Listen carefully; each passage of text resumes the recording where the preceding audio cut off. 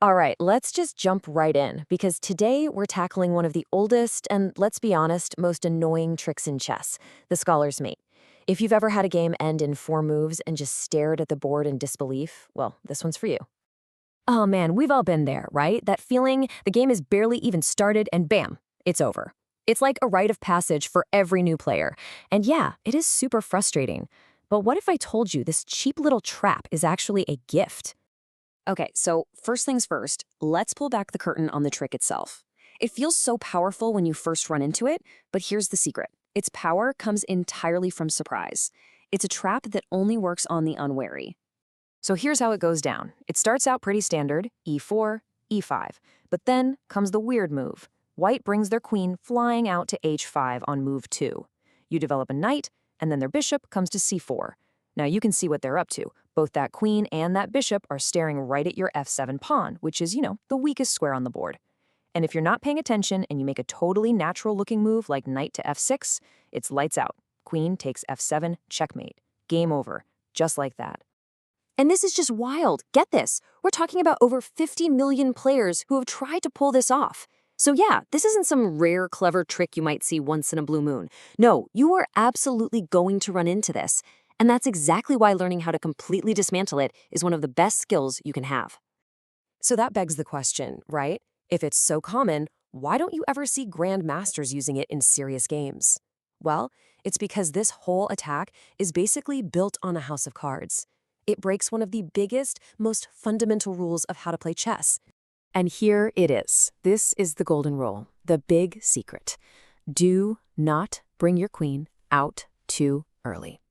Think about it. Your queen is your most powerful piece, your superstar. If you send her out into the middle of the field all by herself, she's just a giant target. And while your opponent is wasting time moving her around to keep her safe, you're bringing out your knights, your bishops, you're building an army.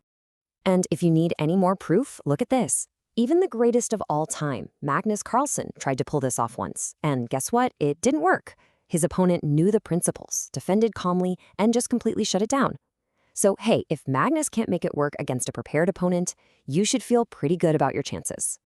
Okay, enough about the problem. Let's talk about the solution, the punishment. We're not just going to sit back and defend here. No, we are going on the attack. And it all starts with one simple, beautiful pawn move. So picture this. They play their bishop to c4, the trap is set. And instead of freaking out, you just calmly push your pawn to g6, threat neutralized. Just like that. But oh, we are just getting started. A fantastic follow-up is this bold move, f5. Now you're attacking their bishop and fighting for the center.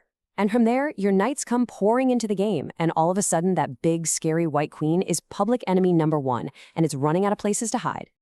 So just look at the difference here. What was White's plan? A quick, cheap mate for an easy win. And what's the reality? Their queen is getting chased all over the board, they're losing the fight for the middle, and you are the one developing pieces and calling the shots. You've completely flipped the script. All right, you want another way to crush this? Maybe something a little more aggressive? I got you. This one is super fun because you actually let them take a pawn. Sounds crazy, I know, but just wait. Okay, here's how this one works. After they play that early queen to h5, you just ignore the threat to your e5 pawn. You just play knight to f6, a totally normal developing move. Of course, they're going to grab the pawn. They can't resist. So they take on e5, they give a check, no big deal. You just block with your bishop to e7, another piece developed. Then you play n6, another piece developed. And hey, you're kicking their queen again. And finally, you blow the center wide open with d5. See what's happening? Every one of your moves is useful, while all they're doing is moving their queen around. And this all comes down to a really important idea in chess called tempo. Basically, it means time. You're giving away one measly pawn, but in return, you're getting something way more valuable. Extra moves to develop your army while your opponent is just wasting moves. That is a trade you will take every single day of the week. It's a winning strategy. So now you've got these weapons in your arsenal. It's time for a whole new mindset. You are no longer the potential victim of the scholar's mate. From now on, you're actually hoping they try it. You're the one setting the real trap. Let's just boil it all down. What are the big takeaways? Number 1, and this is the most important, don't panic. The threat looks scary, but it's actually not. Number 2, while they're wasting time, you're developing your army. Number 3, Turn that queen from their best piece into their biggest headache. And finally, always think about how your defense can become your offense. You're not just blocking, you're getting ready to punch back and punch back hard. So it all comes down to this. The next time you're sitting across the board and you see that queen pop out h5 on move 2, you're not going to feel that sense of dread. You're going to smile. You'll know that they think they're setting a trap for you, when in reality, they're the one who just walked right into yours. So the only question left is, who's the trapper now?